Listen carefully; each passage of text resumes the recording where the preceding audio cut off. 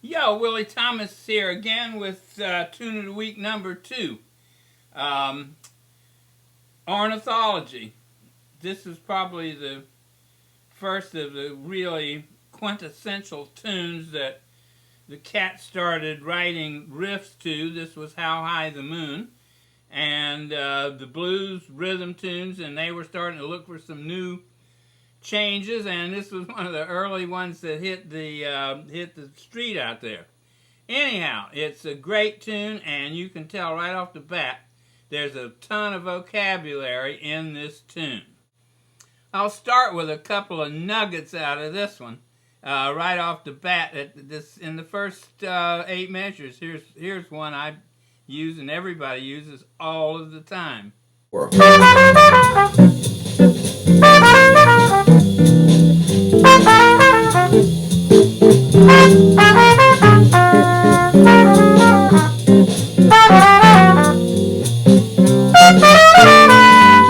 here's another one I use all of the time. I probably couldn't play without this one either.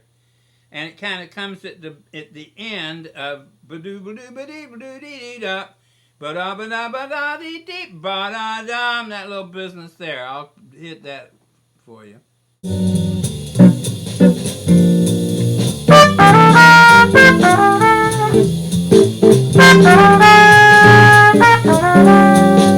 And it's all these little bits and pieces that you grab here and there and start putting them together.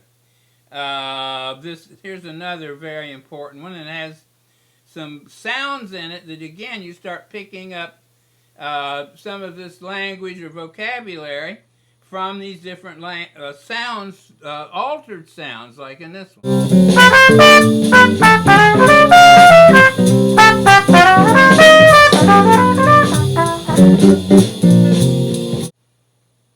Now you see that lick has that flat 9 sound in it, and from the 3, 6, 2, 5 going back to tonic again.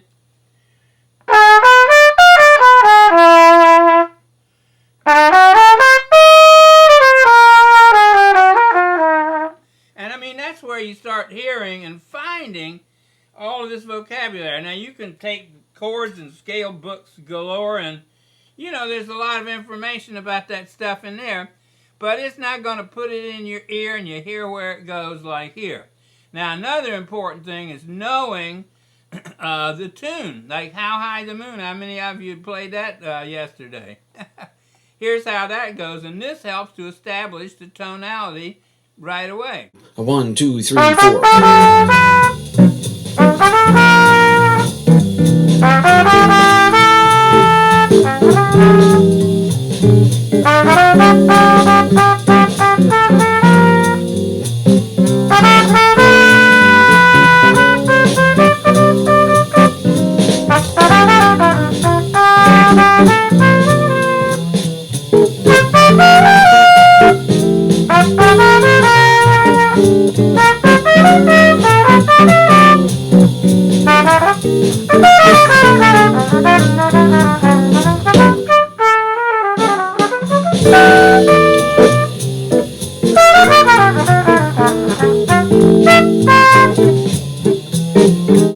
So if you're a Jazz Everyone member, working member, getting some info on my website, you recognize the pentatonic pairs, and they're ideal for setting those that melody in place and showing exactly where the tonalities are, because that's another way to get inside this vocabulary, because I start developing those with chromatics and and embellishments like this, and man, that puts you like halfway, right, more than halfway there to start with. Here it is.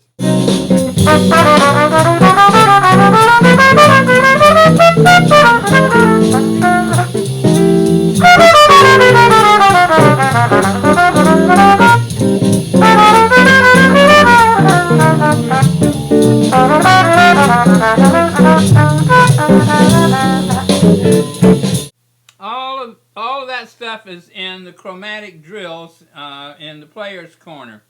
And you start getting that stuff together, then hang all of these little things from the tunes like this vocabulary out of the music, put that on your little tree, and that's what it's all about. This is the system, those chromatics and the pentatonic pairs. That gets you there a long way so that you can build on that. Then in the half-diminished 2-pack, there's a special section that I developed this half-diminished vocabulary. And I'm going to show you how that sounds, because that gets you into some really killer sounds on tunes like this when you start moving this half. I'll play the half-diminished real quick and show you where they are.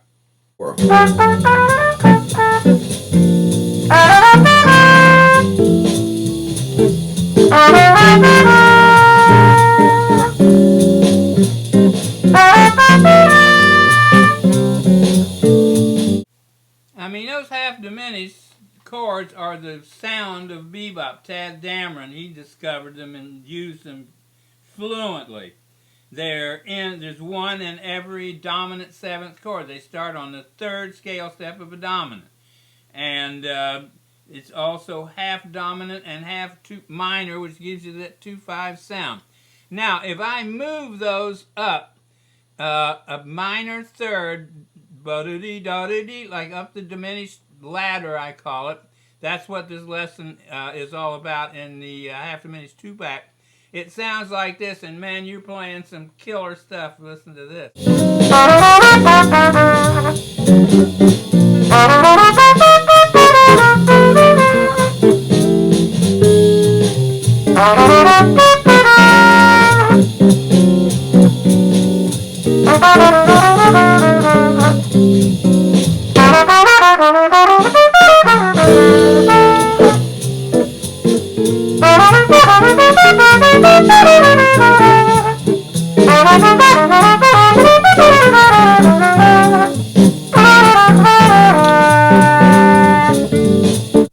So you can see once you get that little system under your fingers, you're cooking, and you got some people going to be looking at you and say, wow, where'd you find that? Well, you found it at Jazz Everyone. Uncle Willie sent you there. 10-day little journey on my website. Okay, that's it. Hope you enjoyed it, and look out for number 3. I'm not sure what I'll pick yet, but it'll have something to do with bebop and Charlie Parker and all of the other cats.